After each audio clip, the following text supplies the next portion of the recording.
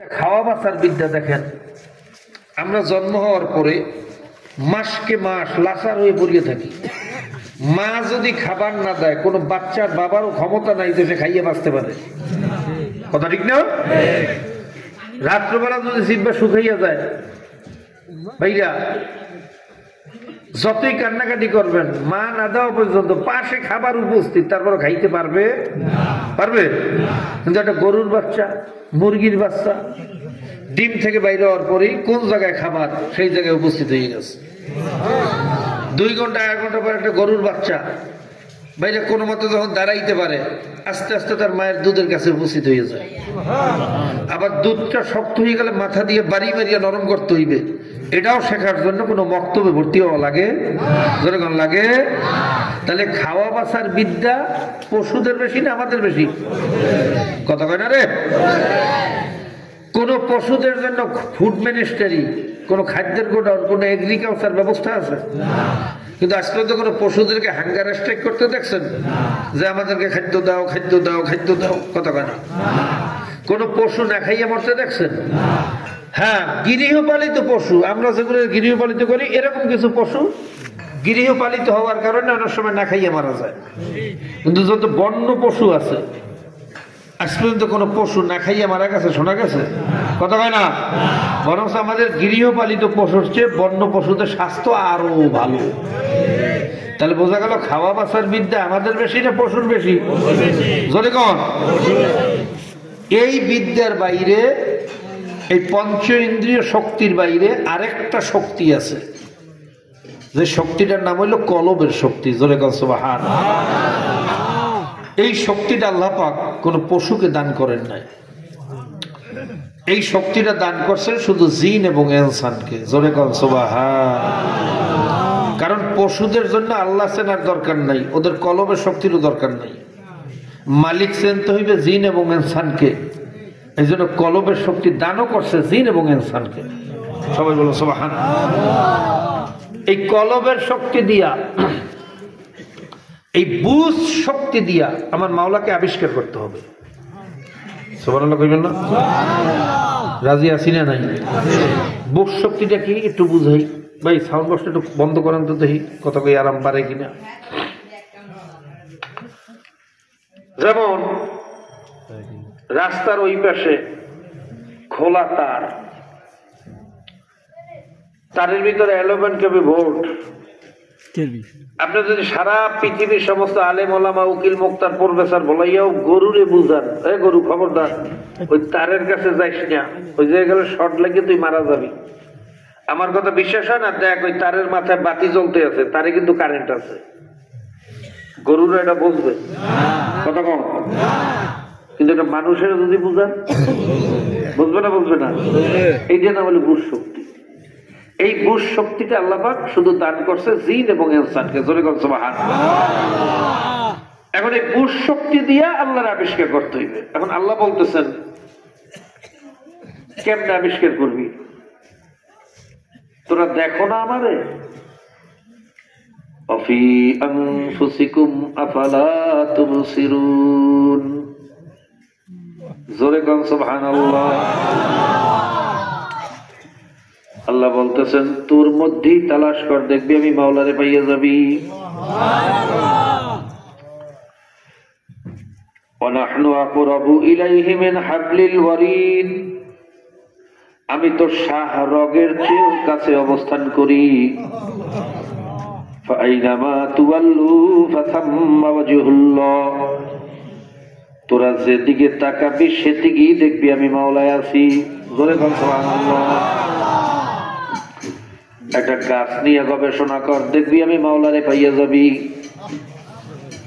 পৃথিবীর কোন সায়েন্স বলতে পারবে না একই ফ্যাক্টরির থেকে ভাইয়া একটা ইটের বাটার থেকে, একই ডাইস থেকে একই ধরনের ইট বের হয়। ঠিক না বে ঠিক? একটা ভাইয়া চাউলের মিল থেকে একই ধরনের চাউল বের হয়। অথচ একটা গাছ যে ভাইয়া যে পরিবেশে, যে ফ্যাক্টরি থেকে উৎপাদন হইতেছে, একই পরিবেশ, একই মাটি, একই পানি, একই সার, একই ঔষধ, অথচ একটা গাছের ফল হইল তিতা, আর একটা গাছের ফল মিঠা।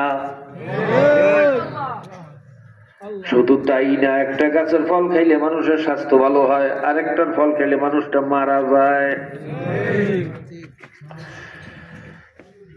একই ফ্যাক্টরির প্রোডাকশন, একই পরিবেশ থেকে তৈরি, এক এক গাছের ভিতরে এক এক ধরনের স্বাদ, এক এক ধরনের ফল, এক এক ধরনের রং লাগাইছে কে? আরো ধরে বলেন কে? ফাইনামা তুয়াল্লু ফাসাম্মা ওয়াজহুল্লাহ। তোরা যেদিকে তাকাবি সেদিকেই দেখবি আমি মাওলা আছি। আফালা ইয়ানজুরুনা ইলাল ইবিলি কাইফা খুলিকাত। দেখ আমি উটগুলারে কেমনে বানাইছি। ওয়া ইলাস সামাই কাইফা রুফিয়াত, আসমানটারে কেমনে উঁচা করছি। জোরে কোন সুবহানাল্লাহ। ওয়া ইলাল জিবালি কাইফা নুসিবাত, দেখ আমি পাহাড়গুলারে কিভাবে গাড়ছি। ওয়াল আরদা বা'দা যালিকা দাহাহা আখরাজা মিনহা মা'আহা ওয়া মারআহা, দেখ আমি এই জমিনের ভিতরে তোদের চলার জন্য পানি লাগবে, পানির ব্যবস্থা করিয়ে দিছি। পানির ভিতরে ময়লা ফালাবো, নষ্ট হইয়া যাইবে, এই জন্য পানির ভিতরে আবার জোয়ার ভাটার ব্যবস্থা করিয়ে দিয়েছে কে? জোয়ার ভাটা দিয়েই মাওলার পরিচয় শেষ করে না, বোঝার চেষ্টা করিয়েন। জোয়ার ভাটার মাধ্যমে সমস্ত ময়লা গুলাকে আস্তে আস্তে সাগরের ভিতরে নিয়ে যায়।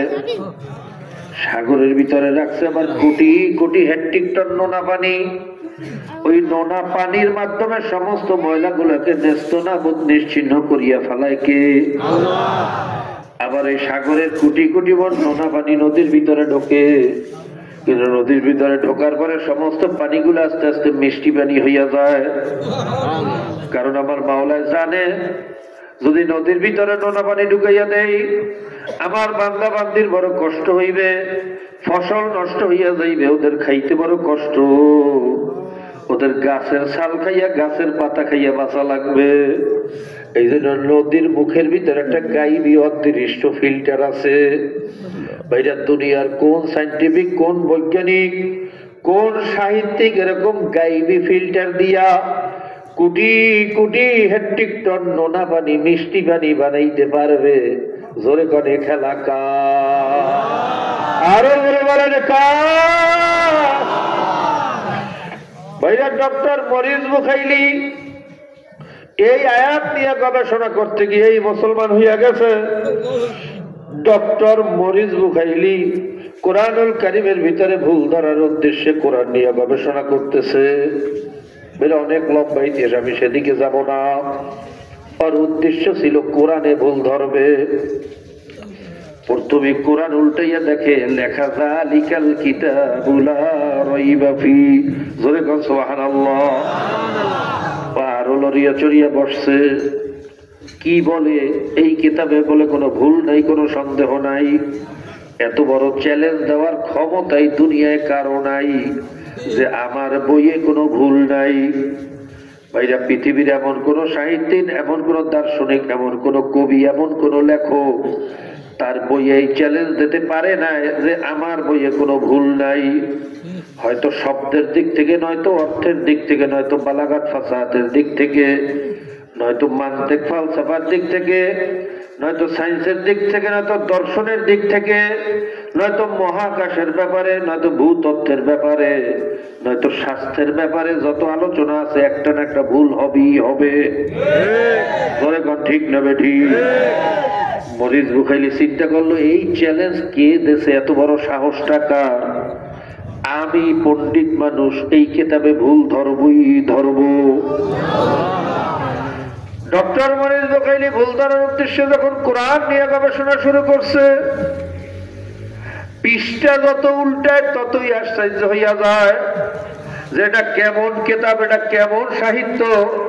এই কিতাবের সাথে তো দুনিয়ার কোনো কিতাবের মিল নাই, এই কিতাবের সাহিত্যের সাথে দুনিয়ার কোনো সাহিত্য মেলে না, এই কিতাবের আদর্শের সাথে দুনিয়ার কোনো আদর্শেরও মিল নাই। জোরে কোন সুবহানাল্লাহ।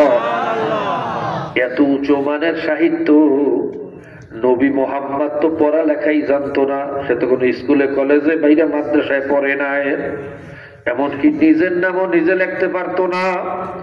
তার দ্বারা এত উঁচা মানের সাহিত্য রচনা করা কোনোদিন সম্ভব না। তাইলে কিতাব কোথার থেকে আসলো? ভিতরে তাসির শুরু হয়ে গেছে।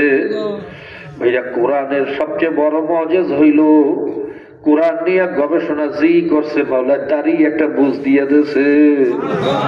কোরআন নিয়ে গবেষণা করিয়া খালি হাতে কেউ ফেরে না। ভারতের ললিতা রানীও বইটা গবেষণা করতে গিয়ে এইভাবে মুসলমান হইয়া গেছে। আল্লাহ, ব্রিটিশ প্রধানমন্ত্রী টনি ব্লেয়ারের শালী লরেন বুথ এই কোরআন নিয়ে গবেষণা করতে যাইয়া মুসলমান হইয়া গেছে। ভাইরা, ডক্টর শিব শক্তি মহারাজ যে 22টা ভাষায় কথা বলতে পারতো, 18টা ভাষায় ছিল পণ্ডিত, 4টা ভাষায় ছিল ডক্টরেট ডিগ্রি। একটা ভাষায় ডক্টরেট ডিগ্রি করতে দাড়ি চুল পাকিয়া যায়। আর ডক্টর শিব শক্তি মহারাজ ছিল 4টা ভাষায় ডক্টরেট ডিগ্রি। জোরে কল সুবহানাল্লাহ। এত জহির, এত জকিউল আসকিয়া, তারাই মেধা প্রজ্ঞার কারণে ভারতের 25 কোটি হিন্দুরা তাকে ধর্মীয় ভগবান বললে সেজদা করত। জোরে কর নাউজুবিল্লাহ। বলতো এটা কোনো মানুষ না, মানুষের দ্বারা এত ইলম অর্জন করা সম্ভব না, এটা নিশ্চয়ই ভগবানের অবতারে সেজদা কর। জোরে কর নাউজুবিল্লাহ।